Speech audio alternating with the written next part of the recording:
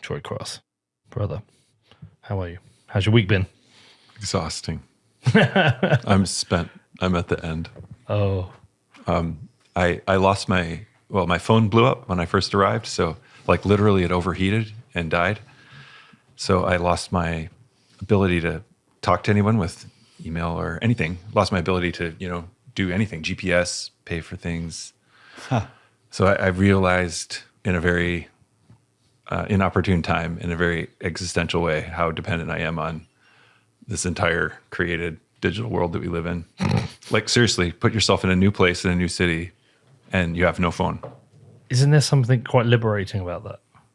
It was more like terrifying. If I were at home, it would be liberating. But I was just imagining all the messages that I was getting. And in fact, there was a message that I had received, which I didn't find for 36 hours and which I needed immediately to respond to. Oh, Yeah. but the world still revolved. Everything turned out. The blocks still got TikTok. found. Everything carried on. Everyone seems to be exhausted. Yeah. I had a little nap yesterday, didn't I? I mean, politics sucks, Shall I admit that? You've got to tell this story. In fact, can I give the framing? So you tell the second half of the story, I'll tell the first half. When Trump came on, Pete was stood on his chair, hand in the air, shouting, USA, USA. Yeah, but mildly like in jest. Yeah, of course. But then, Proud to be an American. and then about 20 minutes into the Trump speech, I looked around and Pete slumped over in his chair asleep. By somebody this amazing video. I think that sums things up pretty well. Yeah, I think so. I think a lot of people are nodding off. We had been waiting for 2 hours and I am narcoleptic. Yeah. Yeah, in my defense, I wasn't just being a dick falling asleep. Where's this fucking video? But the video of it's perfect. Hold on. This isn't getting on Twitter. You're going to get a private viewing.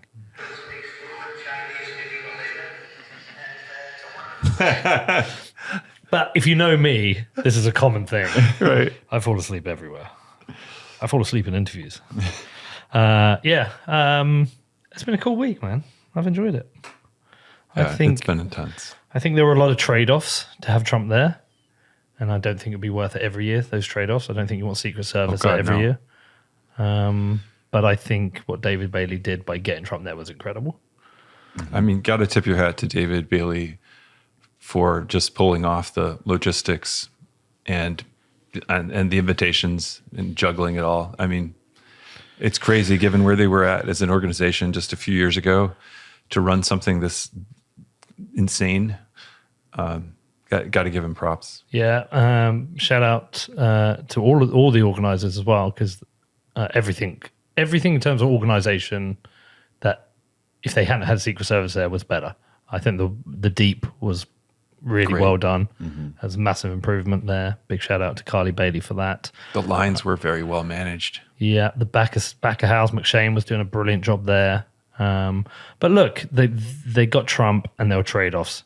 They got Trump a week after somebody tried to kill him. 2 weeks after someone tried to assassinate him, there were trade-offs. And some of those sucked for people, but I think the trade-offs were worth it because it's a momentous occasion. I just don't think it's worth it if it was like that every year, I think people get pissed. They'll be like, this isn't worth it. Yeah, it was really another political convention. It was like RNC with some Democrats and Bitcoin. Yeah. Yeah. Well, that's alludes to the thing you just sent me. Oh, yeah. I just showed Troy that. Yeah. Jason Brett's just... Yeah, it's Had too a bit bad. of a I pop. mean, this is not what Bitcoin is about, and hopefully in the future, like no politicians will be there, right? But right now, it's a necessity. It's a necessity because there's a campaign, which became vividly clear to me this week throughout all the agencies, ultimately driven by Elizabeth Warren, and you've heard this many, many times, right? But it was weird to hear businesses talking about what they're dealing with through the various agency operatives, like an extra legal, extrajudicial campaign to eliminate an industry from the United States. So when you're targeted like that, you have to go into the political world if you want some certainty or be able to survive in the U.S. It's an existential risk for all these companies involved in the industry, not for Bitcoin. So of course you're going to make the conference about politics. That's your existential risk. Yeah. I didn't hear companies talking about what they're dealing with. Was that during talks? Because I was only at the Trump one, then I was on our booth. Or is that private conversations? Private. Yeah. But it's really interesting that, whatever you think of Trump, I'm kind of indifferent these days. I don't care. All politicians are dicks. So give me the dick who's going to get out of the way of the business that we want to create. But where he specifically talked about the administrative state. Mm-hmm. He specifically talked about the overreach from the SEC. He talked about all these issues and he wants to deal with it. So even if you're a Trump derangement syndrome or just, you don't like Trump and you're a lefty, perfectly acceptable position to be in, but you have to understand that side of the political wing in the US has worked against your interests. Absolutely. For the last 4 years aggressively. I feel like Elizabeth Warren's being marginalized though. That's the question, isn't it? Is she being marginalized or is she just being quiet? No, I think she feel like she's being pushed. I wouldn't be surprised if we see her flip like Jamie Dimon, because I feel like there's a growing awareness and campaign within the Democrat Party. There is. To say, what the fuck are we doing here? There is. And that's very encouraging to see that. I don't know what the actual power structure is. And yeah, I've talked to some of those Democrats and we do have support. I mean, Ro Khanna yesterday said that he supports Bitcoin, but he also supports a national reserve of Bitcoin. And he's the first and only Democrat to do that. And that's quite striking. The reserve concept, it seems very radical to me, that the U.S. would, just roll back the clock like 5 years. The U.S. government wouldn't get Bitcoin? Like that seems insane relative to where we were at. Now, Bitcoin's more established and there's a rationale for it. It's like oil, it's like gold, it's like other things we have in our strategic reserves. If you have gold, why not have Bitcoin and treat it the same way? But the fact that a Democrat would get there is really, really encouraging. But what power or sway does Ro Khanna have and his contingent within the party? That I don't know. I have a conspiracy theory. Let's hear it. Come on. I have no evidence for this conspiracy theory whatsoever. You just made it up. I just made it up. I still want to hear it. Yeah. Okay. That's where they all start. We either make them up and we find out they're true or not. It's okay. a thesis. But this really is conspiratorial, and I normally don't do this. But I'm thinking from Elizabeth Warren's perspective. She's really powerful. It's clear that she made some deal with Biden back during Biden's original campaign, and that she ceded her own chances for the presidency in exchange for control of a certain amount of the executive. And that's why she's running the agencies. Right? And so she's powerful. She's got a lot of power. And if you're Liz Warren, you don't want to give up that power in exchange for nothing. And we had a crisis of government not long ago. I mean, maybe we still do, but there was a moment of total depression within the Democratic Party. Biden's failure in the debates were obvious, even though people were lying about it. And it was like, what do we do next? And we had AOC telling us that there was confusion in the party and that some of the people who wanted Biden to go did not want Kamala Harris to be the successor. They wanted to have an open convention. And we had others who just thought we should stick with Biden and ride it out. So we had really like three possibilities. The one we got with Harris, the one where Biden sticks it out, and then the open one. And somehow that debate was resolved internally in the Democratic Party. And I'm just thinking, if I'm Liz Warren in that situation, I throw my weight behind a contingent that's going to get me something. Mm-hmm. So here's the conspiracy theory is that she agrees to endorse Kamala Harris, but in exchange for Treasury Secretary, her name's been floated as one of the two candidates along with Gensler for that role. I heard Elizabeth Warren as Treasury Secretary. Yeah. Why would she want to go from senator to Treasury Secretary? I don't know. I mean, I think her great white whale is crypto, and I think she could destroy it from Treasury. It's become almost her single-minded focus in life. Is it because she doesn't like losing?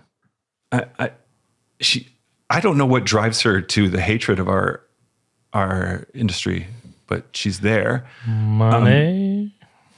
Maybe well, it's also interesting that, right, her name was floated along with Gensler. So it could be that Gensler is her puppet in Treasury and she stays in the Senate too. I don't know. That's the conspiracy theory. But why would you, if you're Warren and you have a lot of power, why would you let it slip away? And in negotiations about who succeeds Biden, why not make some demands? I mean, I think it's a fair thesis. I'm just thinking. So from my perspective, the Democratic overtures, which are really amazing, I thought Ro Khanna's thing was beautiful and courageous. And he gave me a little shout out on Twitter too. And I think he is curious and open and reasonable. And it's like, I would love to see the Democratic Party take Ro Khanna's lead, and I'd love to see the vice presidential role be filled in the way that this letter from different Democratic representatives suggests. See that role be filled by someone who is pro Bitcoin. Who are they talking about? Who are the potential names for? Well, the names that have been floated are like Pete Buttigieg, Shapiro, Pennsylvania, and I don't know what their position is, right? Okay, so if you had Kamala with Pete Buttigieg, so you've got black, female, and gay covered. Yeah, yeah. How much of the vote is that? Well, the question is it's like this Venn diagram it feels thing, right? It does feel like a lot of the vote on the Democrat side is identity. Yeah, more so. But like, I wonder what percentage of the people who won't vote for Kamala because she's like likes to dance. Yeah, badly. I wonder what percentage of them, of the people who would vote for her, wouldn't vote for her because Pete is on the ticket, right? Like what I think that's a small percentage. Yeah. I'm sure they've done the math on that, but I'm thinking like you've already filtered out the people who won't vote for a gay man. But the problem is the kind of if they're playing identity politics, they're securing the votes they get anyway. These people are never going to vote Trump. Right. You're not going to get a gay chap from San Francisco. Right. They're probably almost always going to vote Democrat. I don't know. I'm not a politician, man. I don't make these. But this is the point somebody calculations. made to us recently. They said the problem that the Democrats have been doing, they've been securing the vote they've already got. They've been avoiding the center ground, which is the vote they haven't got. That will probably inform the vice presidential pick. We'll get the most normie choice they can stomach. Have they got any normies left? Who's the guy from Arizona? Is it Rich? I think, yes, they do have some normie. That it's forgettable to me. I can't remember. Are you totally personal question, but actually, I'm not going to ask that. I'm not going to ask you where you vote or why you would vote. That's not fair. You can ask me. Are you an always Democrat voter? I have. Let's see. My very first election, I voted Republican. Since then, I voted for Ralph Nader, who is not a Democrat, who is Green Party. And then I voted Democrat since then. Yeah. But you're on the Trump train now, right? I will never vote for Trump. He's below my line. I wouldn't have voted for Biden. He's below my line. What would you do if you had one choice between Elizabeth Warren for president or Trump? What? This is not a fair question. It's a great question, though. Oh my God. Fuck it. I'm on the Trump train. Not a fair question. I feel like what Elizabeth Warren is doing is already destructive of democracy. Yeah. Extremely. Yeah. I mean, the decisions that are being made are not going through the legislature for a reason, because they would lose. Well, they are losing things through the legislature, though. Yeah. So I feel like actually overturning the Chevron decision by the Supreme Court is a tremendous win for the country, because basically certain politicians figured out that we have these three branches of government, but really under the executive, we have a way to legislate through the agencies. We have a way to make law in a way that can't be challenged through the courts. And that's what... that's not what the American Republic is about. That's not what it's about. And that's a perversion of democracy. And I feel like Warren is behind the incredible abuses of that. So she's just absolutely below my line. I would never vote for her. And I would never vote for Trump. So I just wouldn't cast that ballot. Yeah. Where do you stand on RFK? Jesus, this is really hard. This is so hard. But since I've already... We're closing the show down. We're just going to be dicks. I think he's this close to being a generational figure in American politics. But he needs a party. This little distance is maybe a deal breaker. Mm-hmm. He's really talented. He's passionate. He's idealistic. There's some form of honesty about him. I don't know if I'd just call him straight up honest, but there's something authentic about him that resonates. I myself am not bothered by the voice at all. He's brave. He has courage. And yet... What's the little bit? Garnish triggers a bit. He's conspiratorial in a way that really troubles me. He seems to jump on every conspiracy theory that comes by. He's so suspicious of mainstream knowledge that, he's ready to believe wild conspiracies.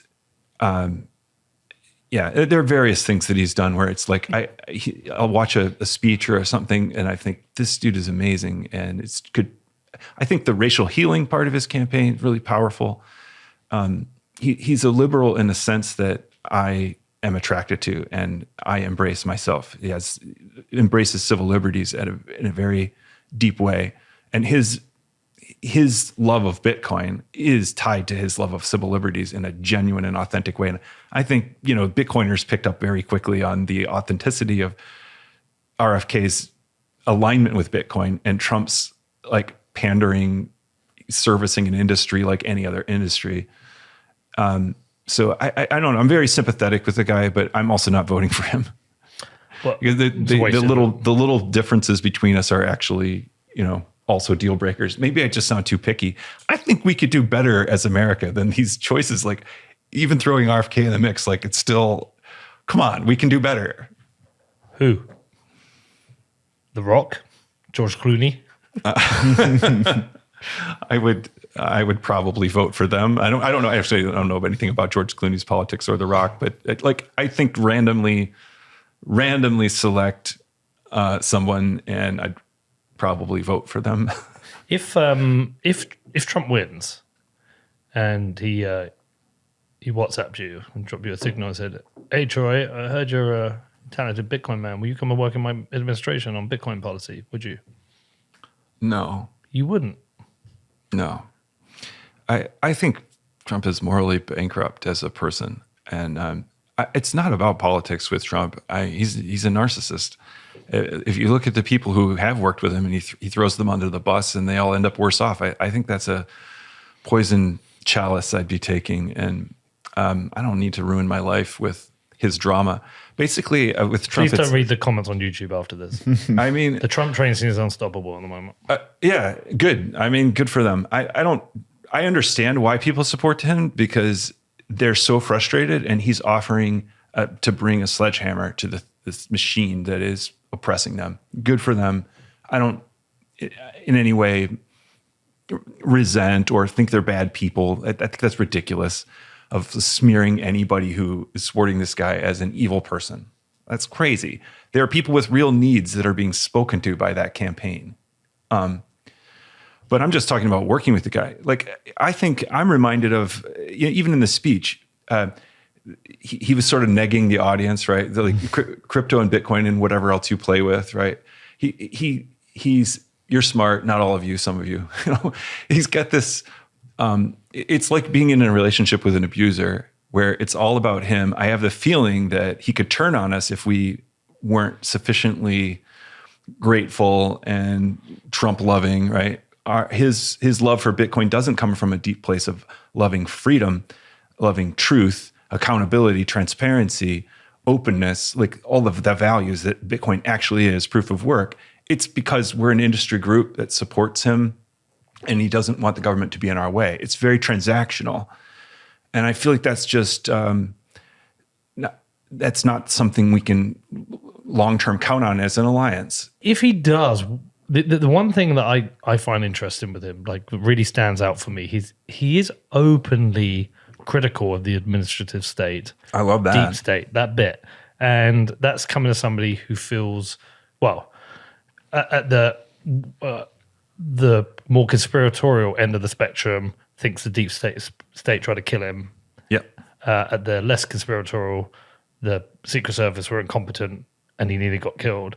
And then feels like every lawsuit against him has been a attack against him trying to stop him run for president. I think there are some things where rightfully he is being judged, and some things they do feel like an egregious use of the courts to attack him.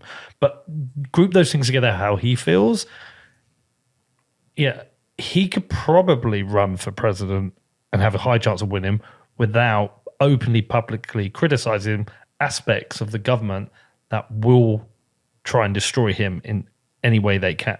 And he's still doing that. There's a certain bravery and courage to that. I think Trump is brave, and we all saw what happened when he got shot. And you just heard what I feel about Trump. Like, I wouldn't vote for him. I wouldn't work for him. Break bread with him. But when I saw that, I was moved. And I mean, there's that photo of him like down on the ground, crouching with the light coming through. You see his face, and he's like looking down. That photo to me is super powerful. And then, of course, the one where he's under the flag. There's something almost like Christ-like about this. Oh, it's that photo is unbelievable. iconic. And I think what we get is just something. It's like the primate part of our brains that's like, in a moment of crisis, in a moment of danger, you have somebody who is unbowed, unafraid, and whose instinct is to lead. And you're like, that's the leader.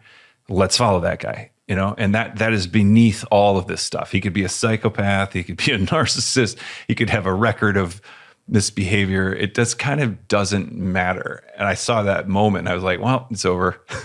My son saw it. He's 10 years old. And he said, Dad, I hear literal eagles screaming. That photo goes so hard. And I was like, yeah, 10-year-old boy, it was just awesome. Yeah. Blood streaming down his face, the colors, the composition, and that moment, it was remarkable. And to see media cover it as like, Trump falls, Secret Service escort him away. Like they know. Not all the media said that. Not all the media, right? But to see some media do it that way, it was like they knew the power, symbolic power of that moment. It's unprecedented. This is like the coolest political moment I've ever seen. Yeah. I quite liked the next day then we came out to his rally with his ear patched up to 50 Cent's Many Men. It's like, this is so surreal. Sorry, I didn't want to talk about this stuff because I'm probably gonna alienate like 50% of the people who would otherwise follow me, like my stuff. I mean, I've alienated, or maybe podcast, all of them. It's like 80% at the moment. Yeah. I'm going to alienate everyone. No, but the people who listen to our podcast like open, fair discussion, free speech, and they're not ideologically driven at all. Okay, my last thing on this thing, because I haven't looked. Have we looked at the polls yet? What polls? Kamala, is she? What's it, Kamala v. Trump?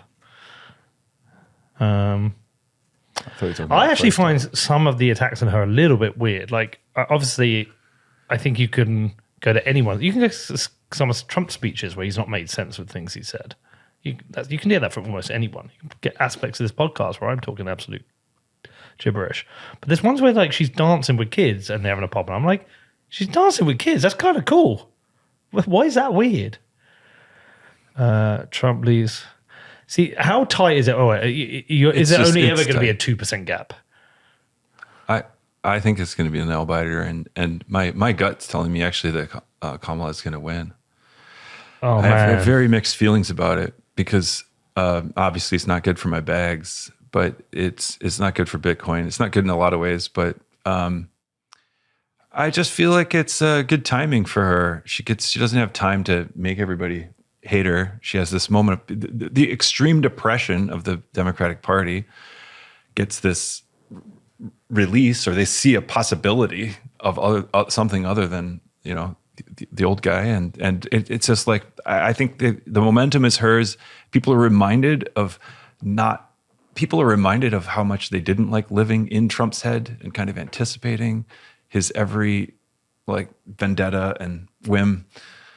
I don't know. That's where I see momentum. Maybe it's also my networks, right? I teach at Reed College, like the most progressive college in America. So of course I'm going to see that surge. I guess it comes down what does the center ground want here? Yeah. The biggest scare, the biggest fear is if it's very tight. Yeah, the recriminations. Does it go to the courts? Accusations of vote rigging. Certainly if the Republicans lose, I think more of that is likely. Yeah. They're going to be very suspicious. Yep. Do we get another September the 6th weird scenario? Do we get civil war? Do we start nuclear war? Do we all die? What happens? I think the best thing in that scenario is a clean Republican win. Yeah. I think a tight Democrat win is bad. Hostile. Yeah. I actually think Bitcoin fixes it. Doesn't fix it, but it is a little trial balloon for something not getting sucked into this awful machine of tribalist, warfare, civil warfare, right? Like some of the Ro Khanna thing coming over to Bitcoin, some of what's hopeful in this letter from whatever it is, 20 something representatives and candidates, from Democrats asking to put pro crypto planks in the Democratic party platform. Like, this is hopeful, not because I think, yay, Democrats are on board with Bitcoin. It's like, yay, something won't be a political football, but maybe where we think, oh, this could kind of be good for everybody, and we can get on board with it. And it's interesting talking to Democrats about Bitcoin. We have two ways of figuring out whether we like something. Like, do the good people like it? And who likes it? And are they the good people or the bad people? That's like way number one, the tribal way. And way number two is it actually a good thing? Let's look for the reasons for it. Does it align with my values? Could we use it to do something good? And we're getting people to do the second. If we can get bipartisan support for Bitcoin, it's evidence that we can do things in the second way, even when they kind of start out in the first way. Like, Bitcoin right now, the brand is Republican, and we just basically orange branded it here. It's the orange coin, orange man mesh that's happening here. And the danger is that for everybody, whether they like Trump or not, they see Bitcoin as just like Trump coin. And for some of the country, that means they'll never adopt it. If that branding is solid in their mind any more than we would use Nazi coin or Hitler coin. Like, I wouldn't use Hitler coin even if you told me it's a great protocol and it's really resistant to attacks, blah, blah. I'd be like, yeah, but it's Hitler coin. I'm not going to buy, Hitler loves it and doesn't just love it, but it's like everybody who loves it loves Hitler too. I want to stay away from it, right? And I think that's the dangers that Bitcoin is Trump coin. Some people, it's like, yay, but come on. Trump is a guy, whether you like him or you hate him, he's just one figure. Bitcoin is like the internet, The internet isn't like Elon Musk net, and we don't want it to be. So we have, it's like a challenge for us politically to get ourselves out of this branding mindset where things take on the identity of a political party or person, with all of their faults and their virtues, and we take it over into this other arena of a tool that can work in the service of human freedom, human prosperity, human flourishing. And that can accommodate a lot of different dreams, right? Bitcoin is making people's dreams possible. It's hope. That is so much bigger than Trump, right? Like that's a dude. Come on. Yeah. So that's the, and to see the Democrats embrace it, those who are, what's hopeful is that we can shift ourselves out of tribalism and into thinking like engineers, thinking practically about what this thing can do. Probably a good point to get onto this report. Yeah. Give us the background, because the results are fascinating. Yeah. Background is, well, I'm a fellow at the Bitcoin Policy Institute. I'm also a professor. And as you also know, for the past 3 years, I've been in the weeds of the energy debate. That's what brought me onto your show the first time we met. In San Francisco. In San Francisco. In that house. Yeah, that was great. Yeah. I still have fond memories of that. But I've been fighting. Like I've been in the, look at my tweet count. And it's whatever, it's thousands at this point. Most of those tweets are fighting people on Twitter. It's just dumb. I've fallen victim to the, don't let people be wrong on the internet syndrome or whatever. But realizing that while both the academic research and on the work that Bitcoin Policy Institute does, communicating that research to policymakers and broader stakeholders, that is extremely valuable. The top layer of communication to everybody, not just to policymakers and not just to academics, we haven't really done it. We haven't done it intentionally to the world as a whole. We haven't really told the story of Bitcoin to non-Bitcoiners specifically.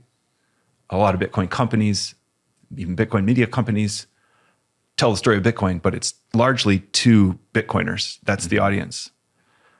So I realized this also, that fighting is not really the way forward. Most people see a fight and they just kind of want to pass on by. They don't really want to get in the fight. I see a fight, I want to join in, but I'm weird. If I see a long, complicated paper that promises to be important, I want to read it.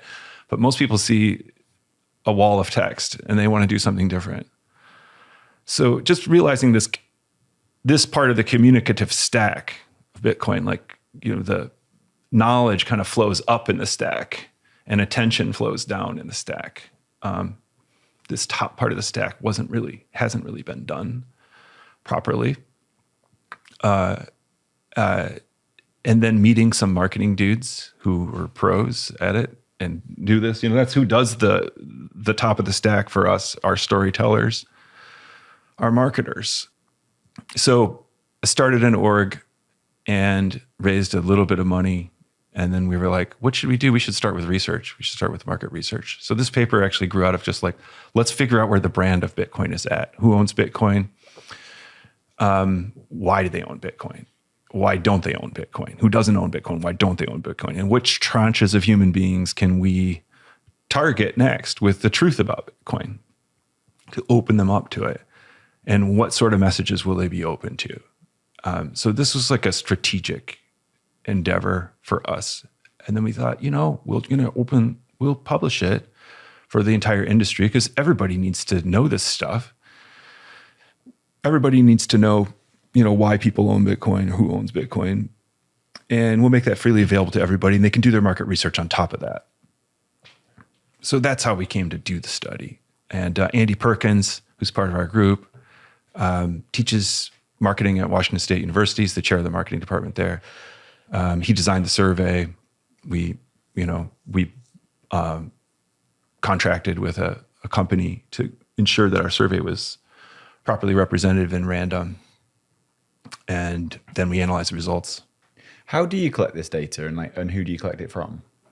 Well, we hired Qualtrics to do that for us. They're online surveys. They pay the participants. And I was like, but we're not going to pay them that much because we can't afford that much. So how are we going to get an even distribution, economically? Who's going to make $100,000 a year and then, get paid whatever $5 for a survey? So we're going to get all people who are just out of work and that was my thought. It's like, no, we have mechanisms of dealing with that. You target people who fit certain demographic categories, and you wait until you get enough of them to do it. And you have largely we tried to emulate, or Qualtrics tries to emulate census data, and we published, in the first part of the piece, the breakdown of our sample, which does look pretty good for a sample of 3,538 people. Should we pull it up? Let's pull it up. Sure. I mean, the geographic diversity is great.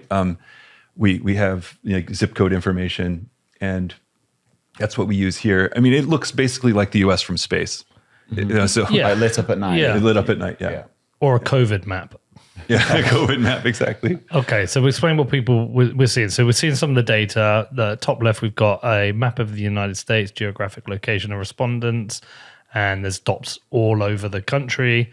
And like Troy says, it looks like a nighttime view of the US from space. Yeah, mostly where what the lights are on. what you notice is just that the West is empty. You forget how empty it is. Well, the Midwest, Yeah, not the Yeah. West Coast, but not the West Coast. West Plains. Yeah. Yeah, there's nothing really interesting here except that it's representative, and this is going to be important later on. We can go down to the next slide. If you And want. just interesting, you've got gender distribution. Is that Yeah. distribution That's of who you've we asked? surveyed. Okay. Some people read this and thought that was Bitcoin ownership. None of Yeah. this has to do with Bitcoin ownership. This is Okay. just the survey. So we've got 52% female, what was Yeah. that, 46% male, Yeah. and 1% of Other. other. We have a bunch of different categories that we lumped into other. So about 48 of them. Yeah, sure. All the letters. And then, okay, ethnic composition, 61% white, 16% Hispanic, 11% African American, about 5% Asian American, 5% other. Is that about representative of what America is? It's pretty close. Yeah. Yeah. Educational attainment, okay. And then annual income. None of these is perfect, but they're approaching census-like distributions. Even the census isn't perfect. Some people are more likely to answer the census than others, right? Yeah. And I should say up front too, all surveys are fraught, and so is this one, in many, many ways, right? There's no such thing as perfectly representative sample. It's just useful. It's just useful, right? It's not the last word. It's actually the first word. And we're also going to keep doing this refresh of this data every quarter, and not at full size, because we want to track trends over time. This is a baseline for us too. We want to shift sentiment on Bitcoin, so we wanted to see where sentiment is to begin with. Right? All right. So give us the interpretation of by gender and age then. Okay. So gender is right is male, left is female, and age is young to old in the vertical dimension. And basically what this says is that Bitcoin is young and male. Not a surprise. Over 50, not a lot of people own Bitcoin. The highest category of Bitcoin ownership is 31 to 35-year-old males, 40% of them. So if you're going for, let's say, young males, you have to realize you already have 4 in 10 of them. Mm-hmm. You only have 6 in 10 more to go. You might get them to buy more, but if you're like a Bitcoin company and you're just doubling down on young carnivorous weightlifting males, You got them all. like you don't have a whole lot of room to grow. You got room to grow, but I mean, look at the room to grow everywhere else on this thing. Yeah, it's the 51-year-old female yoga Yeah, teachers. totally. And okay, Danny. I was just going to say, did this specify Bitcoin, not crypto in the Yes, importantly, there have been quite a few surveys of different kinds on crypto. We wanted our survey about Bitcoin only, and we tried to clarify that. Although I am sure that some people who said they own Bitcoin are like, yes, I own Bitcoin. It's called Solana. Yeah, of course. But if you did this survey of the people who went to the Bitcoin conference, I think you've got a higher density of females here than say at the conference. I think that's right. Yeah. I might say this for all of the results we have. They differ a lot from the conferences. I mean, the other results I think differ even more from conference results. But I guess one more thing before we go on, Danny, if you could keep it there. The big question here is why.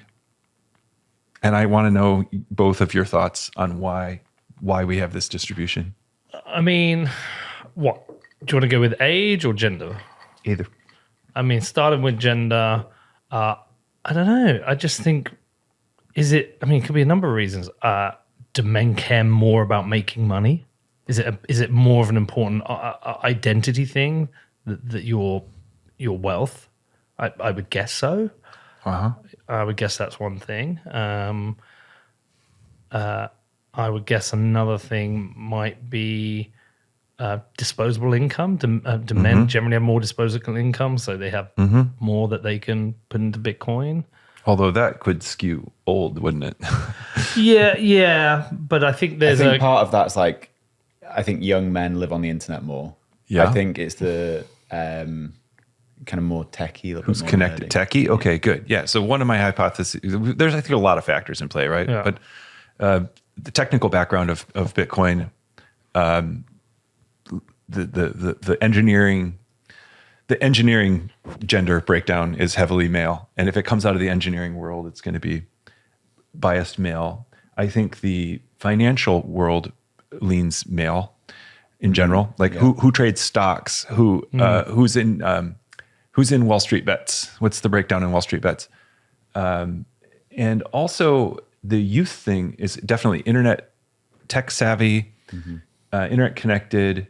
But I think there's also an element of risk tolerance here. Before you have kids and you have more option. Yeah, I think young males are the most risk-taking group. And I think Bitcoin has been a risk asset for most of its existence. Yep. So degenerate. I think this breakdown would probably apply to other high-risk, volatile assets.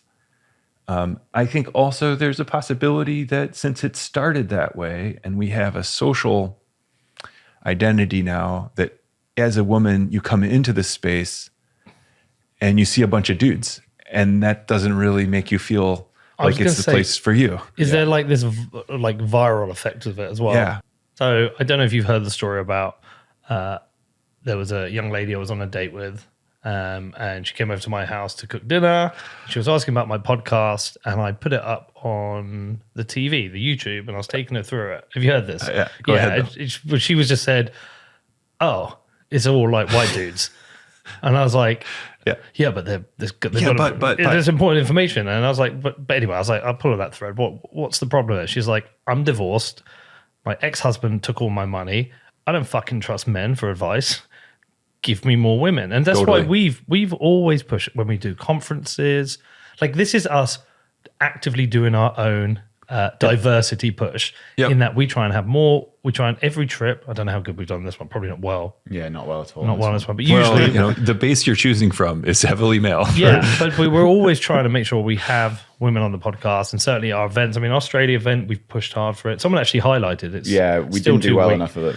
Yeah, but we actually have to think about it. We do have to think about it. But because there are women out there, they just want to hear from women. Totally. There's probably Indians who want to hear from Indians, and Asians want to hear from Asians. I mean, people pointed out that the lines for the restrooms here were very long for men, and there were no lines for women. It's the opposite of my which bar. Is the opposite of everywhere. Yeah. Opposite of everywhere. And I think, and then one of the big upshots of our report in terms of who to target and stuff is you could double down on what we've got. But if you want to raise the whole space in terms of adoption, women. I mean, we've got the highest categories of ownership is only 13.5% on the 26 to 30 age range.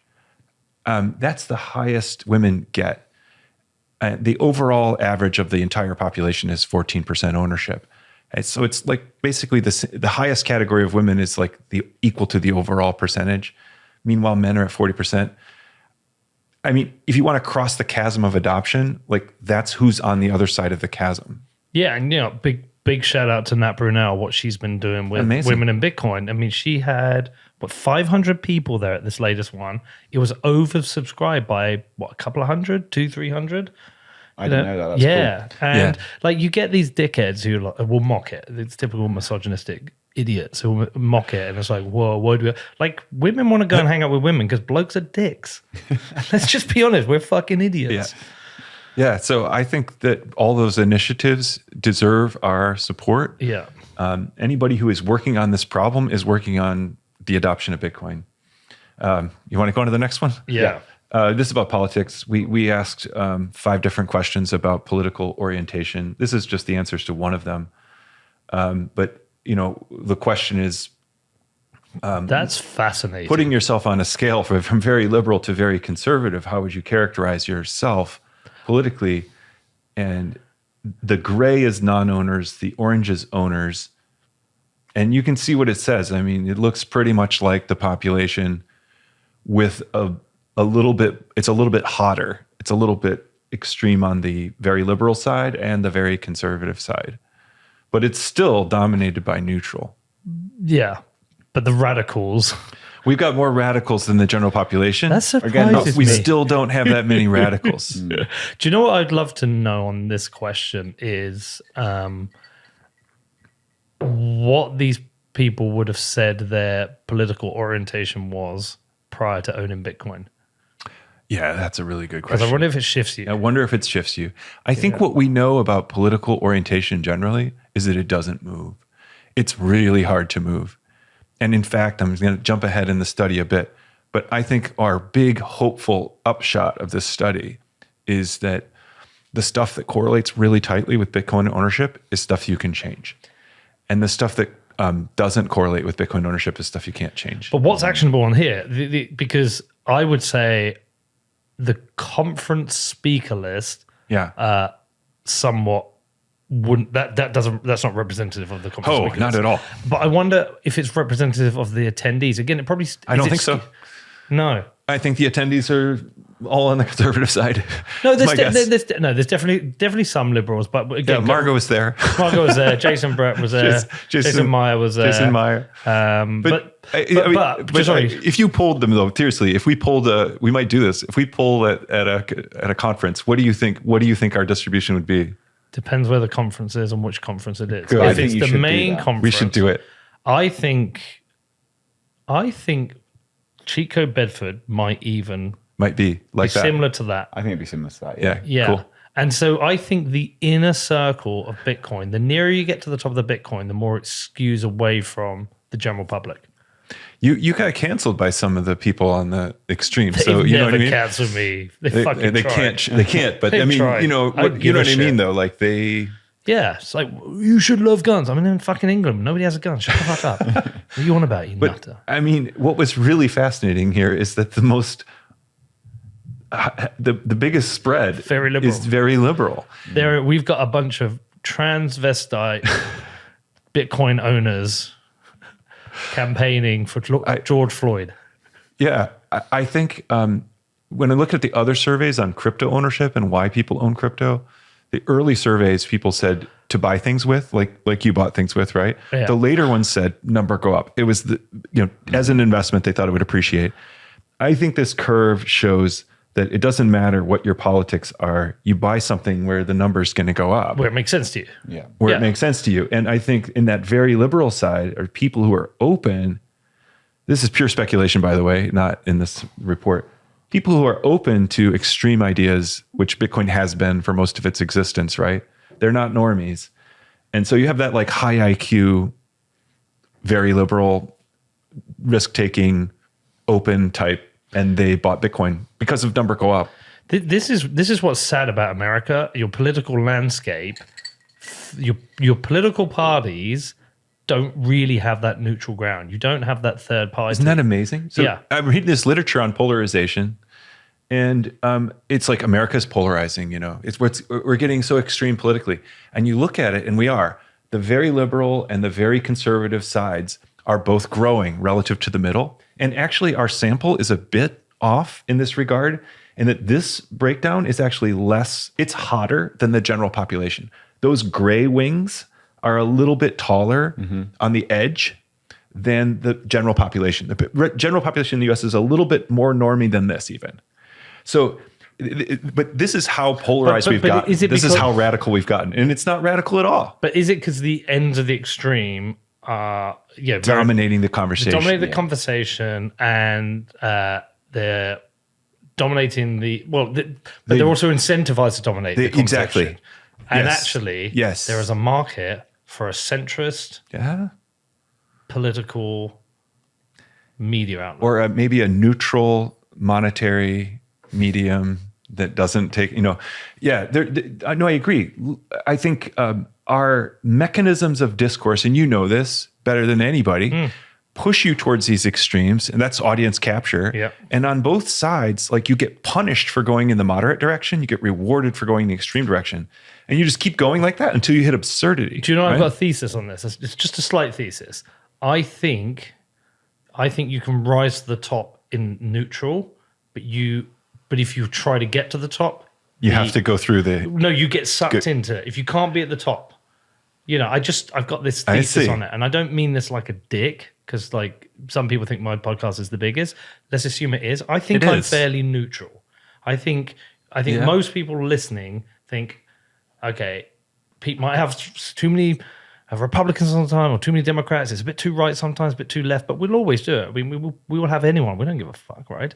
And I think that in the end, people kind of overall respect that a bit more. I think I'm getting the neutral lot. Mm-hmm. And I think if you feed the audience capture, you get sucked to that very conservative, very liberal. But you've got a small audience.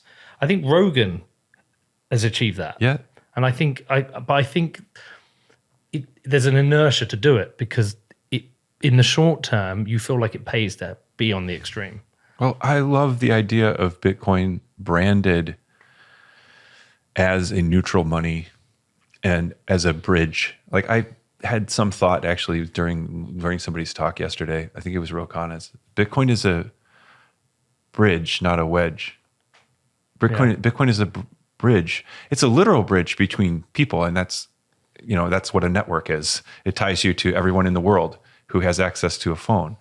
But it's also a bridge between ideologies and perspectives, because you've had Jason on, and you've had these progressives on. They can find values that align with theirs in Bitcoin: freedom, civil rights, inclusion.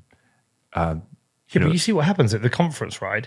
It's like you and Jason as raging liberals, and myself and Danny as pretty rational centrists. Mm-hmm. Who are the hardcore Republicans in Bitcoin?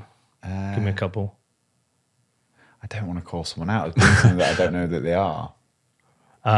Maybe Ryan Selkis. We can call I him think out. that's safe. Bruce Fenton, maybe a little bit. But I'm saying, if you got us all in a room, Yeah. because we got Bitcoin, we're going to talk about that, and we're all just going to go and have a beer. Totally. If you take Bitcoin away, take the beer We away, fight. we'll talk about politics, and we'll be disagreeing. This is why we shouldn't have started this interview the way we did. We started at the point where we fight. We didn't fight. yeah. But actually, I don't find Bitcoiners don't fight over politics, really. There's some, but generally don't. We fight over the protocol. Yeah. This is looking at each category and saying what percentage of them own Bitcoin. So even though there are very few very liberals, a greater percentage of them own Bitcoin than other categories, which is like crazy. That's very surprising. Yeah. Very surprising. Is there any like weird thing where people don't want to admit they are, and they tend to say they're neutral? How honest are people with this? That's a really good question. I don't know. That's a question for the social scientists. I'm sure people lie. I don't know which direction they even lie in. Where I'm at, you might say you're very liberal when you're not. Well, so it depends where you are. If I do the survey in America, I'm going to put I'm very liberal. If I put it in the UK, I'm going to say I'm very conservative. Totally. But yeah, the big lesson from that is just that if we're marketing Bitcoin to only conservatives or libertarians, we did a separate, one of the questions is not, there's no picture of it here, was would you identify yourself as a liberal, as a conservative, as a libertarian, or something else, right? So libertarian was one of the three options, plus an other. 3% of Bitcoin owners are libertarian. But it feels higher. 3%. And so that libertarian contingent, I think, controls the discourse on the hardcore of what Bitcoin is. I don't think they do. Well, okay. I don't agree they do. They try. Yes, your show has been pushed back against that monoculture of libertarianism, but it's still powerful. Yeah. And And a lot of people insist, and when I posted this on Nostr, or somebody else posted on Nostr, the Twitter feedback on this survey, by the way, was just tremendous. It felt great. No, everybody loved it. The Twitter feedback was just like an outpouring of, this is so cool. The Nostr feedback was like, a lot of it was just like, there's no such thing as being a Bitcoiner if you're not a libertarian. I got a lot of that. This is bullshit. This is bullshit. I think it's a threat to the ownership of the brand, right? Every technology is like this. It starts in a niche expert group, like this guy here, It starts with a niche of people who actually know what's going on. There's a special culture of the few people who meet the demands of knowing something hard to know. And that's a bond. And then once the thing achieves success and it normalizes, then once the normies arrive, it's just not cool anymore from that inner circle's perspective. Yeah. And it changes. This might happen to whatever Reddit. I was there in the early days in Reddit. It was kind of a actual interesting site where people exchange real ideas. Pretty soon it was just shit posting and everybody was there and everybody was like, oh, Reddit sucks. And I feel like that's the story of Bitcoin. It's a really positive story. We have achieved normalized distribution of ownership. I don't know how much people own, but owning or not owning. But that means that the special culture of early Bitcoiners hasn't converted everybody to that culture. Instead, they haven't changed their political position. We've said that for years, haven't we? We've said, there's a reality, like you adapt or die, right? There was a hardcore libertarian culture around Bitcoin that existed, but we always felt that those people's ideas are not going to translate well to the normie world. Like, I don't believe Saifedean, his ideas communicate well to they communicate to people who are looking for some something. People, yeah, and it works, right? It's the best-selling book, right? So but like long term, it's just not going to work. You need your Troy Crosses, your Gladsteins, your Lynn Aldens, your Preston Pishes, your Natalie Smolenskys, the people who start to talk. And by the way, there'll be another phase of this where it'll be your Rogans and your Logan Pauls and your George Clooney's and your pop culture people who, as it reaches more diverse groups, the people that people identify with will explain to it. So it's not just women identifying to women about Bitcoin. It's political. It's cultural, and that's how it will spread. It's not like we're going to have 8 billion libertarians. It's not. I don't see it happening. Yeah, but that triggers people. One of my first tweets was a flow chart of like, are you a libertarian? Yes or no? And then if you aren't a libertarian, it's like, don't buy Bitcoin. And then if you are, then it's like, do you eat anything other than meat? It's like, if you say yes, like, don't buy Bitcoin. You keep going like, how do you feel about seed oils? They're okay. Don't buy Bitcoin. They're absolutely forbidden. You may buy Bitcoin. Like, that's the one way to take people through the flow chart. The other way is just like, do you like freedom? How would you like to? Yes, buy Bitcoin. Do you like? If you get all the way through, it's like you get to the last question. Is just say you're NVK. It's a purity test, and that's what happens in subcultures. Whenever you have a kind of expertise subculture, or you prove your bona fides by knowing a certain amount of trivia about the history. Like, I'm into all these other things too, right? Like cycling and chess, and all of these communities are the same. To be really hardcore and gain status in that circle, you have to demonstrate hard-won knowledge and identity, and so that's a natural dynamic. But this is everything, all of my obsessions, and then Bitcoin is just one of them. Philosophy, they're all like that. But adoption requires the opposite, and it's the same when somebody walks into a bike store and they see all this fancy carbon fiber stuff, and they've got, there's 20 different cycling disciplines, and the guys inside are kind of like jocks, and they're speaking this code of bike tech stuff. It's really off-putting for normies and women too, because that's also male heavy. And it's exactly the same dynamic, right? It's the challenge here in a way with Bitcoin is like, how do you make a bike store that's not filled with people who are going to turn people off from the product because they're just so cool in their own bikey way, cycling way. But you can see that in our downloads over time as well. You can see who in 2018, 19 would be popular, and how you compare their downloads to maybe other Changes. people coming. It is. There is a definite change. Some people evolve and adapt and have grown over the time. Like someone like Gladstein has just grown continually over the time. Others have gone up and gone down. It's really interesting to follow. But it just shows to me the audience is changing. I think that's right. The audience is changing, and you guys are doing the thing that I'm talking about and have been. I mean, We're quitting. Bringing me on was like we're doing. Oh man, that's really sad. You're bringing me on, and then all of the BPI folks and Jason. I mean, it precisely is crossing the chasm. Like that is how the chasm is crossed. Yeah, we need more new people though. It's been I know. for a while. Yeah, we need every need the cycle next needs stage. a crop. Yeah, this is less interesting than we thought it would be. We use this framework called Moral Foundations, which is one of several social science mechanisms that like kind of categorize people and their sort of deepest motivations. This framework already sort of distinguishes liberals and conservatives. Like conservatives are more likely to believe in respect for authority. They value purity more. They value. This is the Jonathan Haidt stuff. This is the Jonathan Haidt stuff, right? Yeah. And this sort of expanded Haidt in its latest. And so we thought like, where is Bitcoin going to lie on the Moral Foundations profile? Will they have a distinct profile? Will it look like the conservative profile, the liberal profile? And it was kind of like some of each, not terribly different. And I don't know, what struck me was they're kind of like Bitcoiners are moral maxis. They just care about everything more in a way. You know what I mean?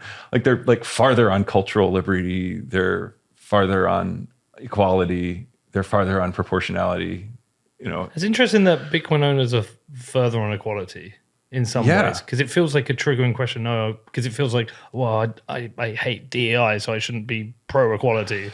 Like equality happens naturally. Yeah, and I don't have on hand like the several questions that give you a collective score on each one of these, but they're kind of vague, and you can interpret equality in different ways, right? Basically, So forced equality or Right. or not. Is it like equality of opportunity? Or is it Yeah. equality of outcome? Like that's a classic. Yeah. It's left vague here. But we can move on. Yeah. This didn't give us that much. We think it's kind of useful for targeting. Like it's useful for messaging because we look at the places where Bitcoiners overlap another group, and then we can target with that area of overlap. this is fascinating because they're just the fucking same. Whether you're liberal or conservative, Exactly. your perception of Bitcoin is if you don't own it, is almost identical.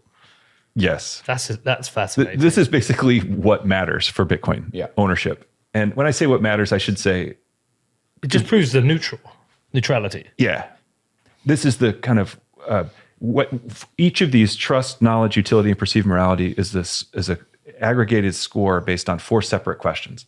And the questions are a little bit different, but they're all around the same theme. So for instance, on trust, you have, do you trust the truth of the Bitcoin blockchain? Do you trust it to be true? And then you have, do you trust the Bitcoin asset to hold its value over time? Those are very different. People gave almost the same answers to those 2 questions, like trusting the asset and trusting the truth of what's on the blockchain. From my perspective, those are utterly different. Like the value of Bitcoin is really tenuous. It goes up and down like crazy. The truth of what's on the blockchain is absolute. It's as good as any source of truth in the human sphere, right? There's no better. But largely, people had similar answers to that. And same for knowledge was just like, do you know about Bitcoin? Utility was, do you think Bitcoin is useful, or would you consider using it for payments or for investment? And perceived morality is basically like, do you think Bitcoin is good? Could it be good for the world? Are Bitcoiners good people? People who own Bitcoin, are they good people? And again, those were all very clustered. The answers to each of those questions were clustered. These factors are highly correlated with Bitcoin ownership. It's not just statistically significant; it's a very strong correlation. If you randomly select a Bitcoin owner, they are likely to know about Bitcoin, believe it's useful, and think it's good. And the opposite for a non-owner, right? So it's like we learn what matters for Bitcoin ownership and what doesn't. What doesn't matter is politics, and what doesn't matter is basically all demographic stuff except for age and gender. And what does matter is what you know about Bitcoin, whether you know about it, whether you trust it, whether you think it's good, whether you think it's useful. It's like almost like a survey for air in that we all need it and it's neutral. We all need money, good money, and it's neutral. It's just this is what it is. It's just proven like we should use the politicians to protect Bitcoin if we can and leverage it, but outside of that, it's not part of marketing at all. And it's if you use it, you're actually working against Bitcoin. You could be. I think there's a danger of the downside of. I said this earlier, right? Branding. We have a neutral, politically neutral thing here. We might not have one after the election, right? If it's entirely one party pushing it, and this election is fraught and existential for a lot of people, we might get some new Bitcoiners who are Trumpers and be like, yeah, Bitcoin. So in some ways, at this conference, we really should have been pushing to get the Democrats there, promoting it to them. Well, I think we were, I think there were overtures to Kamala and we got Roe and we got Wiley Nickel. Is Wiley Nickel a female? A guy, I think. Yeah, he got booed. Yeah, I heard the boos I was in the whale area and I heard really loud boos. Because he's a Democrat, not. I think he got booed because he said something about Trumping against Bitcoin. Yeah. That's what I heard. Okay. But I think booing the Democrat was maybe not as smart on behalf of the crowd because it's like, I think crowds aren't always smart. Yeah, we need Bitcoin to be adopted. Yes. That's my goal. And by adoption, I don't just mean ownership, but that's a marker of it. I mean, I want businesses to integrate Bitcoin in how they operate. I want like Saylor does a great job of explaining this, kind of every organization and institution and individual needs to be thinking about this tool. Just like people are thinking about AI. How can we integrate AI into our blah, blah, blah? We should be having that conversation about Bitcoin. We want developers to work on Bitcoin, build tools on it. We want businesses to invest in it. We want it in treasuries, right? Yeah. That's what adoption looks like. We live in a Bitcoinized world. And in order to achieve that, we need widespread acceptance of the technology. Yeah. Like air. Like air. Yes. I know that's not how a lot of people think about it. Or the internet or telephone. Or the internet. Yeah. And then, this is just an example of how different Bitcoin owners and non-Bitcoin owners are on two of these measures, trust and perceived morality. If you look at trust in gray, this is a response to a statement like Bitcoin is trustworthy, right? Many of them, 23.9%, strongly disagree that Bitcoin is trustworthy. Okay, so they're media-led. Yeah. And then we've got the medium, the ones in the middle, they're just neutral on whether it's trustworthy. And very few think it is trustworthy. I mean, there are some who strongly agree that it's trustworthy and still don't own it. Just to be clear for anyone listening, that's the non-Bitcoin owners. Yeah, gray is non-Bitcoin owners. Orange is Bitcoin owners. But we're saying the more, this is like the more you learn about Bitcoin, the more you trust it. And probably the less you trust it, the less likely you've done the work and you've just read things in the New York Times. All of these four are correlated so heavily with each other. Yeah. Trust, knowledge, utility, perceived morality. We don't know which one leads. We don't know if it's like we don't know how those four are causing each other, but we know that they're all tightly correlated. Yeah. This is just what I would expect. Yeah. So we have a better job to get and educate journalists. I mean, look at, very few people think Bitcoin is morally good, but don't own it. Like almost nobody's in that category. Because they haven't done the work. Because the top level things you get told is we boil polar the oceans and yeah, exactly. And we just route around sanctions and facilitate crime and make crypto bros rich. Okay, I mean, but the standard of journalism is improving slowly. We are getting better articles. Much better. Yeah. And because again, the game theory works out. Any journalist who goes out and bullshits, they're getting fucking destroyed when they bullshit.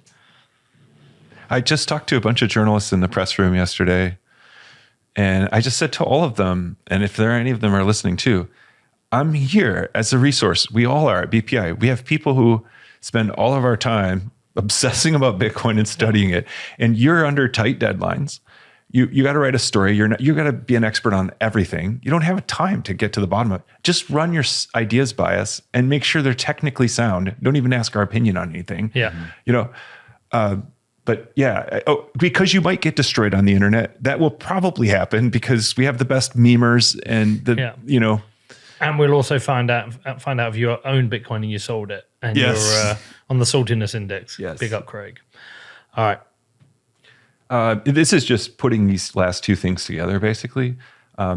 This is showing how those four factors, how much more they matter than other basic features of moral foundations. You see the gap between the orange and the gray for like trust, for knowledge, for utility, for perceived morality. There's a huge gap. Yeah.